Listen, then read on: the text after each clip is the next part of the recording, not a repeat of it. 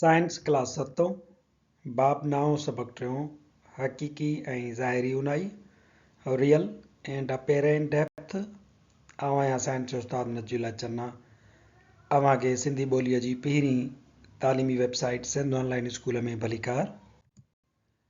अॼु असांजे लेक्चर जो मौज़ू आहे हक़ीक़ी ऐं ज़ाहिरी उनाई रियल एंड अपेरेंट डेप्थ। हक़ीक़ी ऐं ज़ाहिरी उनाई real and apparent depth. Real depth हक़ीक़ी उनाई तलाउ या कंहिं टैंक जो असुल तरो हूंदो आहे, जॾहिं त अपेरेंट डेप्थ ज़ाहिरी उनाई रोशनीअ जी मोड़ रिफ्रैक्शन सबबि ख़याली उनाई हूंदी आहे। मिसाल जे तौर ते ही रियल डेप्थ आहे जेका हिकु पाणी भरियल टैंक खां मथाशिरे खां वठी हेठि ताईं असुल तरे ताईं असांखे तीर ॾेखारे थो, पर रोशनीअ जी मोड़ सबबि छा थींदो आहे त हिकिड़ो ख़याली तरो उहो असांखे मथे ज़ाहिर थींदो आहे। ईअं लॻंदो आहे त टैंक जे मथाशिरे खां थोरो ई वेझो टैंक जो तरो आहे। इहो ख़याली तरो या ख़याली उनाई हूंदी आहे जंहिंखे असीं अपेरेंट डेप्थ चऊं था। इहा रोशनीअ जी मोड़ सबबि पैदा थींदी आहे।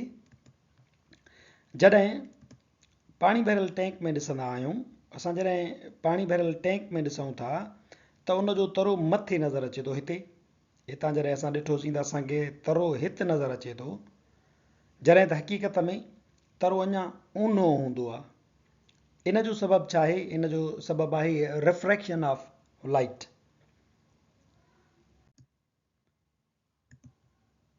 जॾहिं बि को रोशनीअ जो किरणो छिडरे ज़रिए रेयर मीडियम मां घाटे ज़रिए डेंसर मीडियम में दाख़िल थींदो आहे त उहो उमूदी लीक नॉर्मल जे वेझो मुड़ी ईंदो आहे।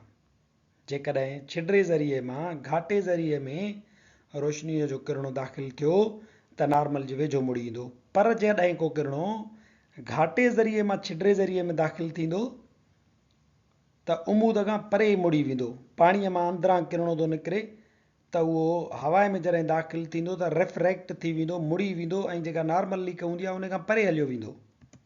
जॾहिं हिन तरह जो किरणो इंसानी अख में दाख़िल थींदो त पाणीअ जे अंदरि जिस्म जो तराखड़ो या मथाशिरो अक्स शेलोअर इमेज ठाहींदो आहे।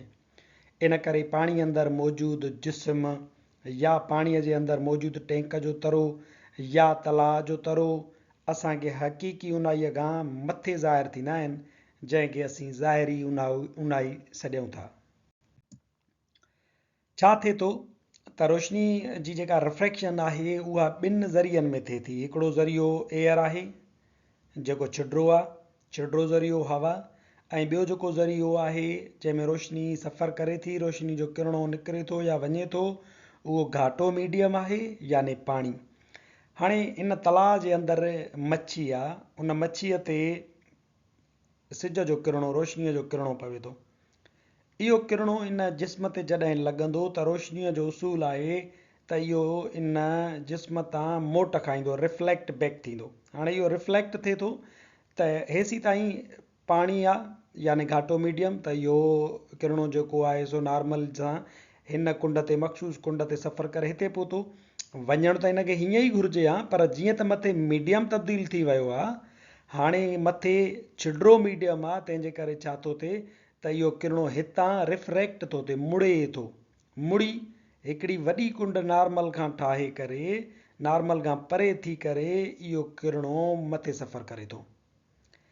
असां उसूल पढ़ी आयासीं त जॾहिं किरणो घाटे मीडियम मां, हेसि ताईं घाटो मीडियम आहे, छिडरे मीडियम में दाख़िल थींदो त नॉर्मल खां परे मुड़ी वेंदो। हूअं वञणु हीअं घुरिजे हा, पर हाणे जीअं त मीडियम चेंज थियो, छिडरे मीडियम में दाख़िल थियो घाटे मां, त इन किरण इन नॉर्मल खां इहो परे मुड़ी वेंदो, तमामु घणो इहो परे मुड़ी वियो ऐं इतां इहो किरणो सफ़र करे जेॾी महिल जो इंसानी अखि ताईं पहुचे थो, असांजी अखि में इहो जॾहिं किरणो दाख़िल थिए थो त असांखे इन रिफ्रैक्टेड रे जे करे लॻे थो त इहो जेको इमेज आहे उहो हिते आहे, यानी जेका मच्छी आहे उहा असांखे असुल जॻह खां मथे थोरो नज़र अचे थी, त असीं हिनखे चऊं था अपेरेंट पोज़ीशन ऑफ फिश। मच्छीअ जी ज़ाहिरी जेका बीहक पोज़ीशन आहे उहा हीअ आहे, मच्छी जी ज़ाहिरी जॻह मथे आहे, जॾहिं त रियल पोज़ीशन ऑफ फिश जेका आहे उहा हेठि हूंदी आहे। जीअं असां सवेर ॻाल्हि कईसीं त टैंक जो तरो या तलाउ जो तरो बि असांखे मथे लॻंदो आहे। ईअं जेकॾहिं पाणीअ जे अंदरि को जिस्म आहे जितां रोशनीअ जो किरणो ॿाहिरि आयो ऐं उहो रिफ्रैक्ट थी करे असांजी अखि ताईं पहुतो त उन जिस्म जो इमेज शेलोअर ठहंदो, थोरो मथाशिरो ठहंदो। उहो असांखे असुल जॻह खां जिस्म थोरो मथे नज़र ईंदो आहे। असुल में किरणो हितां अचे थो, हिन पोज़ीशन खां अचे थो जिते मच्छी असुल में मौजूदु आहे, पर रोशनीअ जी मोड़ सबबि ॾिसंदड़ खे लॻे थो त इहो किरणो हितां अचे थो ऐं जिस्म बि उते ई असांखे नज़र ईंदो आहे। सरगर्मी नंबर किताब में असांजी 9.3 ॾिनल आहे, जंहिंमें हक़ीक़ी ऐं ज़ाहिरी ऊन्हाई मालूम करण जे लाइ हिकिड़ी घर वेठे या क्लास में सरगर्मी करे सघिजे थी।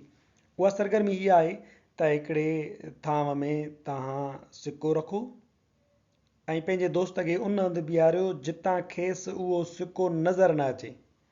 इन खां बाद तव्हां छा कयो, उहो तव्हांजो दोस्त क्लास फेलो उते ई बीठो हुजे, सिक्को बि उते ई हुजे, तव्हां आहिस्ते आहिस्ते उन थांव में पाणी भरींदा वञो। जीअं तव्हां पाणी भरींदा वेंदव त तव्हांजे दोस्त खे सिक्को नज़र ईंदो।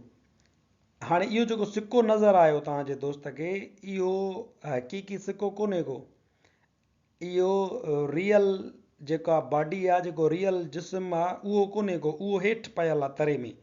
पर जीअं त पाणीअ जे करे छा थियो त हाणे रोशनीअ जा किरण जेके आहिनि उहे रिफ्रैक्ट थियनि था, तंहिंजे करे असांखे हिकिड़ो शेलोअर इमेज ज़ाहिर थींदो जेको असुल शइ खां थोरो मथे हूंदो। इन ई मां इहो साबित थिए थो त जेकी पाणीअ जे अंदरि जेको तरो हूंदो आहे उहो रिफ्रैक्शन जे सबबि असांखे उहो थोरो मथे नज़र ईंदो आहे, उनजो शेलोअर इमेज ज़ाहिर थींदो आहे। ईअं ई जेकॾहिं पाणीअ जे अंदरि के जिस्म हूंदा, का मच्छी आहे, त उहा बि पंहिंजी पोज़ीशन खां असांखे थोरो मथे नज़र ईंदी आहे। इन जो सबबु छा आहे, उहो आहे रिफ्रैक्शन।